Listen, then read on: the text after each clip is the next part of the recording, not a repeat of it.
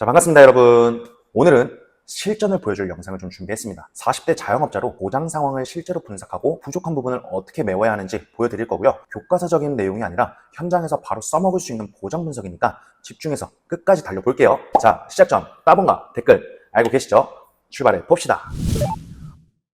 오늘의 고객은 45세 남성, 자영업자로 음식점을 운영하고 계십니다. 월 순수 소득은 약 400만 원이며 가족사항은 배우자와 두 자녀가 있고요. 현재 보유하고 있는 보험은 이렇게 정리가 됩니다. 10년 전 가입한 종신보험 한 건이며 보장은 사망 1억 원, 월 보험료 20만 원, 실손보험 한 건, 월 보험료 3만 원, 자녀 학자금 대비 저축성보험 한 건, 월 10만 원 납입 중. 실제로 분석해보면 보장의 공백이 꽤 큽니다. 보장 분석 첫 번째, 먼저 종신보험인데요. 사망보장 1억이면 얼핏 괜찮아 보일 수도 있어요. 하지만 문제는 현재 소득 구조를 봤을 때 만약 가장이 사망한다면 남은 가족의 생활 자금으로는 턱없이 부족할 수 있죠. 그리고 자영업자이기 때문에 그에 따른 융자, 계약기간 등의 다양한 경제 문제가 생길 수도 있어요. 그리고 배우자가 전업주부고 자녀가 아직 학생이라면 최소 생활 자금으로는 그 이상이 필요할 수 있겠죠. 게다가 이 종신보험은 특정 종신보험을 제외하고는 순수 사망만을 보장하죠.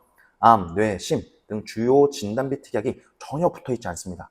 즉 질병에 대한 보장이 전무하다는 거죠. 사망하면 1억을 받지만 살아서 질병에 진단될 경우 보장이 없다는 게 가장 큰 공백입니다. 자, 해결 방안이에요. 기존 종신보험은 유지하되 진단비 특약을 추가하거나 보완상품을 가입할 필요성이 있다. 두 번째, 실손보험입니다. 실손보험은 병원비에 대한 부담감을 해소하기에는 좋지만 보험료 인상폭이 크고 갱신 부담이 있어요. 간혹 몇몇 분들이 실손이 있으니까 됐다라고 생각을 하시는데요. 실손은 치료비 일부를 돌려받는 개념이지 소득 공백을 메워주지는 않아요. 즉, 큰 질병으로 몇 달간 일을 못하면 소득이 끊기게 되는데 실손은 그걸 보장하지 못한다는 거죠. 이것에 대한 해결 방안은 실손은 당연히 유지하되 진단비 플러스 소득 보장 계약으로 보완을 해버릴 겁니다. 자, 세 번째, 저축성 보험. 자녀 학자금 대비로 월 10만 원씩 저축성 보험을 넣고 있는데 이 부분은 보장이라기보다는 저축이 목적이죠. 문제는 아버지 본인의 건강 보장이 완전히 비어있다는 점이에요. 만약 가장이 아프면 자녀 학자금은커녕 생활비조차 힘들어집니다.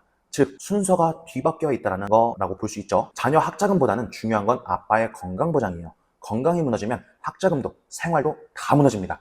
이런 경우는 주저없이 강하게 의사를 전달하셔도 돼요. 해결 방안으로 저축성 보험을 줄이거나 보장성 보험으로 일부 전환을 고려해야 한다라고 전달하시면 되는데 종합적으로 정리하면 현재 고객의 보험 구조는 이렇게 요약할 수가 있겠죠. 사망 보장은 있으나 생존 보장 공백이 크고 실손보험은 있지만 소득을 대체하거나 치료비 자기 부담금을 해소할 수 있는 기능이 없으며 저축성 중심이라 정작 본인 건강 대비는 부족하다라는 거예요. 즉 살아있을 때의 위험의 대비가 전혀 안 되어 있는 상태입니다. 이제 부족한 부분을 어떻게 메워야 할까요? 제가 준비한 보완안은 이렇게 준비를 했어요. 3대 중대질환인 암, 뇌, 심장 진단비와 치료비 특약을 최소 5천만 원 수준으로 확보를 했습니다. 이유는 치료 기간 동안 소득이 중단됨으로써 최소한의 대체 자금이 필요하기 때문이고요. 수술, 입원비 특약을 좀 더 보강했어요.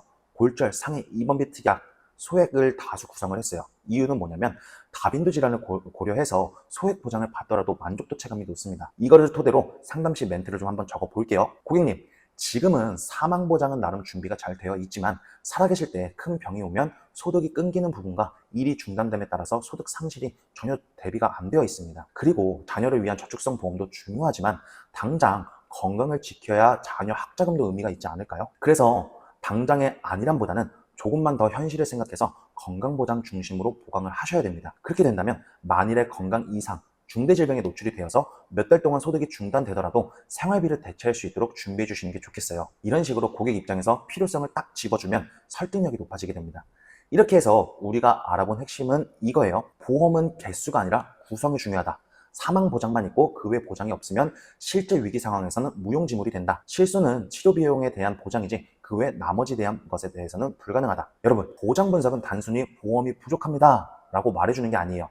이렇게 바꾸면 지금보다 훨씬 안전합니다 를 보여주는 작업이에요. 즉 이윤이 남을 수 있는 게 명확해야 계약 여부가 결정된다는 겁니다. 고객에게 없는 빈틈을 찾고 그로 인해 고객에게 일어날 수 있는 문제점을 파악하고 그것을 해소할 수 있는 솔루션을 만들어서 명확하게 이점을 남겨주세요.